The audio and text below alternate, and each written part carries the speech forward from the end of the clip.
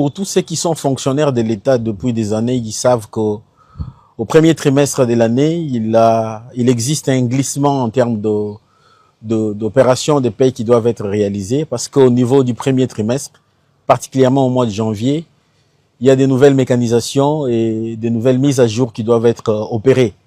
Ces nouvelles mécanisations et mises à jour liées également à des ajustements, ajouter à cela les contraintes d'ordre sécuritaire, ont imposé à l'État d'adopter une stratégie de payer de manière progressive l'enveloppe salariale des agents et fonctionnaires de l'État. À ce stade, pour les mois de janvier, contrairement aux bruits qui sont en train de circuler, le gouvernement a payé avant le 28 janvier de ces mois de 2026 les rémunérations des personnels sensibles de l'État, donc les personnels relevant des services à mise à jour mensuels. C'est notamment les éléments de nos forces armées, les éléments de la police nationale congolaise, les membres de la DINACOPé, donc les enseignants pour la province de Kinshasa. Ceux-là ont été et ont touché leur rémunération avant le 28 du mois de janvier.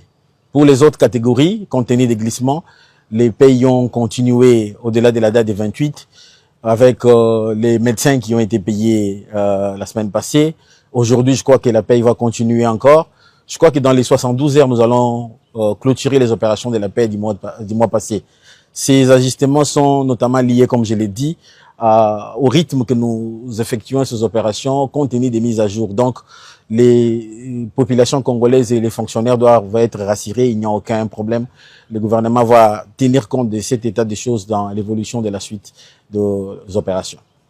Nous sommes en début d'année. Le gouvernement, l'année passée, a déboursé 59 millions de dollars pour compléter les PDL 145 territoires. Je peux confirmer à nos populations que le BCECO a réussi les fonds, les CFF. Nous avons d'ailleurs clôturé tous les financements qui étaient attendus au niveau du CFF. Les PLID également avaient déjà réussi tous les financements pour les premiers volets et qu'au courant de l'exercice 2026, la loi des finances de l'année a prévu des sommes qui vont être allouées de manière pragmatique au programme PDL 145 territoires. Donc, il n'y a aucune inquiétude pour nos populations.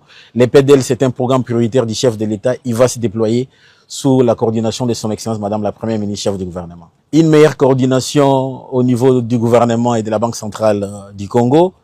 Une meilleure coordination également au niveau des services opérationnels du gouvernement, la DGDA, la division des mines pour accélérer l'exportation du cobalt et des meilleurs ajustements au niveau de la régulation budgétaire entre les finances et les ministères du budget.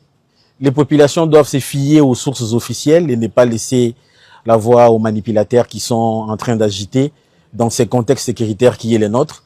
La situation est sous contrôle et le gouvernement va continuer à assumer ses responsabilités.